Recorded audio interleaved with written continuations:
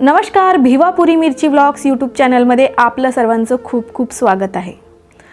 मित्रांनो, आज मी एका पुस्तकाबद्दल बोलणार आहे. आपण कधी विचार केला आहे का, आपल्या आयुष्यातलं सर्वात पवित्र नातं कोणतं? ज्या नात्यात कोणताही स्वार्थ नाही, फक्त त्याग आहे. ते नातं म्हणजे आई. आज माझ्या हातात हे पुस्तक आहे, ज्याच्या पानापानातून मायेचा झरा वाहतोय. श्यामची आई हे फक्त पुस्तक नाही, तर मराठी मनाचं हळवं कोपरं आहे. साने गुरुजींनी हे पुस्तक 1933मध्ये नाशिकच्या तुरुंगात लिहिलं होतं. 5 रात्रीत लिहून काढलेली ही गोष्ट आजही लाखो लोकांच्या डोळ्यात पाणी आणते. आजच्या युगात जिथे आपण महागड्या भेटवस्तू देऊन प्रेम मोजतो, तिथे हे पुस्तक आपल्याला संस्काराच्या श्रीमंतीची ओळख करून देतं. चला तर मग जाऊया या मातीच्या घरात, जिथे श्याम घडला, साने गुरुजी जन्मले. यातला एक प्रसंग मी तुम्हाला सांगणार आहे. मनाची स्वच्छता. श्याम लहान असतानाची ही गोष्ट. पावसाळ्याचे दिवस होते. जोरजोरात पाऊस येत होता आणि सर्वकडे चिखल झाला होता. पायाला चिखल लागलेला श्याम रडत आईकडे येतो आणि आईला म्हणतो, अगं बाहेर किती चिखल आहे, माझे पाय किती घाण झालेत.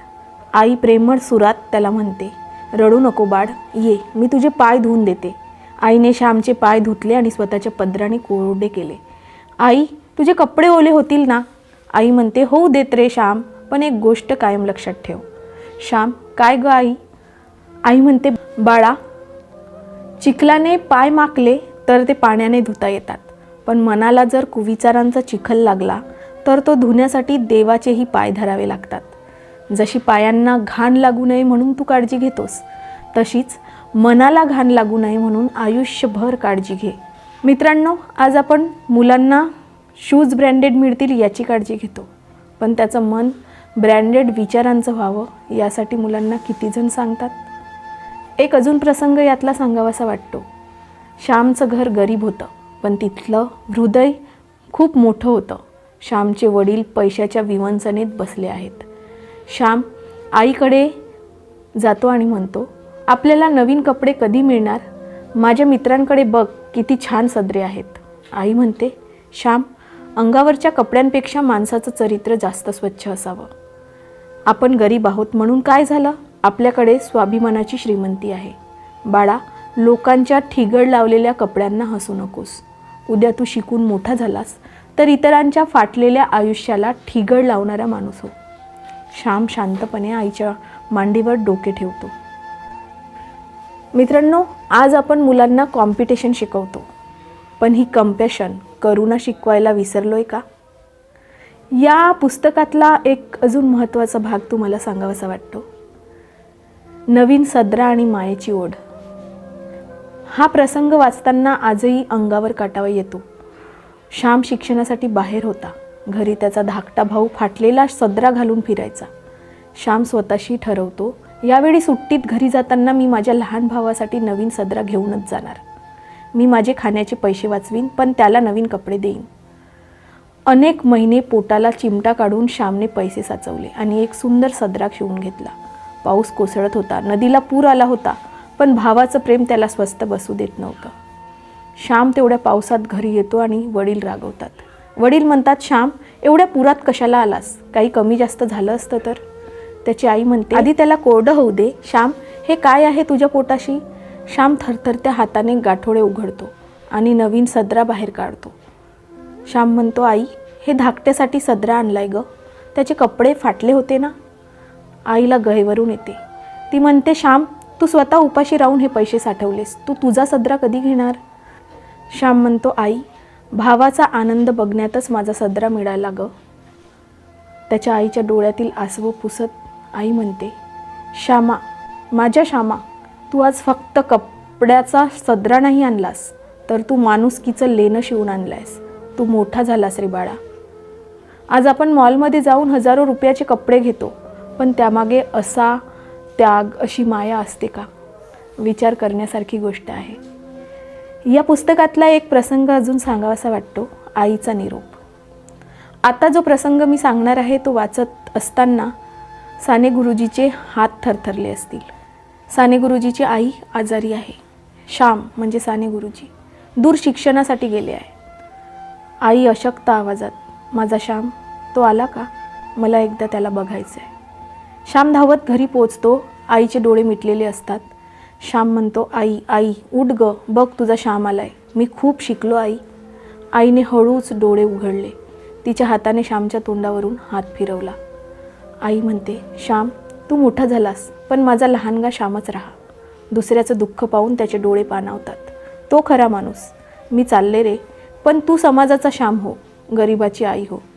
आईचा हात गळून पडतो. श्यामचा आक्रोश ऐकू येतो. आई गेली, पण ती श्यामच्या रूपाने अमर झाली. साने गुरुजींनी आपल्या आईला दिलेल्या शब्दाखातर स्वतःचं संपूर्ण आयुष्य देशासाठी आणि गरिबासाठी वेचलं. मित्रांनो, श्यामची आई हे फक्त पुस्तक नाही, तर ते संस्काराचं विद्यापीठ आहे. पालकांनो, मुलांना आयफोन, लॅपटॉप देण्याआधी त्यांना तुमची वेळ द्या. त्यांना यशाच्या शिखरावर चढवताना इतरांना हात देऊन वर ओढायला शिकवा. आणि मुलांनो, तुमची आई तुमच्यासाठी जे करते त्याचं मूल कधीही पैशात लावू नका. तिने तुमच्यासाठी स्वतःची स्वप्ने मारलेली आहेत. तिचे स्वप्ने पूर्ण करा. आज या व्हिडिओनंतर जर तुमची आई तुमच्या जवळ असेल तर तिला जाऊन घट्ट मिठी मारा. आणि जर ती लांब असेल तर तिला एक फोन करा आणि म्हणा, आई तू माझा गुरु आहेस. ही पुस्तक मी बऱ्याच वर्षाआधी वाचली होती, पण आता परत ही पुस्तक हातात आली आणि वाचली, तर म्हटलं एक छोटासा व्हिडिओ या पुस्तकावर बनवावा. हा व्हिडिओ जास्तीत जास्त लोकांपर्यंत पोहोचवा, कारण आताच्या जगाला श्याम आणि त्याच्या आईसारख्या विचारांची गरज आहे.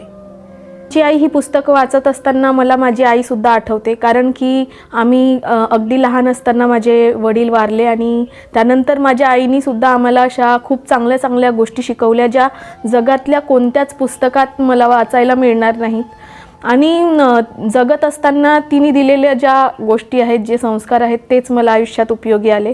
जीवनात कधीच हारायचं नाही, आलेल्या प्रत्येक प्रसंगाला तोंड द्यायचं, अशी शिकवण माझ्या आईने मला दिली आहे. तुम्हाला सुद्धा तुमच्या आईकडून बऱ्याच अशा चांगल्या चांगल्या गोष्टी शिकायला मिळाल्या असतील. त्या गोष्टींची आठवण तुम्ही नक्की ठेवा. मी नेहमी माझ्या आजूबाजूला बघत असते की बरेच असे लोक असतात की जे दुसऱ्यांचा हेवा करतात. याच्याकडे गाडी आहे, याच्याकडे बंगला आहे, याच्याकडे घर आहे, माझ्याकडे हे नाही, माझ्याकडे ते नाही. माझ्या आईने आम्हाला नेहमी हे शिकवलं की ज्या परिस्थितीत आपण आहोत त्या परिस्थितीत समाधानी राहायला शिका आणि त्याच्यातून नवीन अजून गोष्टी करायला, किंवा तुम्हाला अजून त्याच्यातून नवीन काय मार्ग शोधता येतील, नवीन तुम्हाला प्रगती कशी करता येईल, याचा तुम्ही नेहमी विचार करा. कोणाचा हेवा करू नका, कोणाचा द्वेष करू नका. अशा चांगल्या चांगल्या गोष्टी माझ्या आईने आम्हाला शिकवल्या आहेत. आम्ही लहान असताना आमच्या भिवापूर नागपूरवरून एक ट्रेन होती, शकुंतला एक्सप्रेस, छोटी ट्रेन होती. त्या ट्रेननी माझी आई जेव्हा आम्हाला घेऊन जायची तेव्हा ती आम्हाला हे सांगायची की बघा, रेल्वे स्टेशनच्या बाजूला असे बिराड असतात, असे लोक असतात जे रस्त्यावर जगतात, रस्त्यावर खातात, रस्त्यावर झोपतात. त्याच्यापेक्षा आपली परिस्थिती खूप चांगली आहे.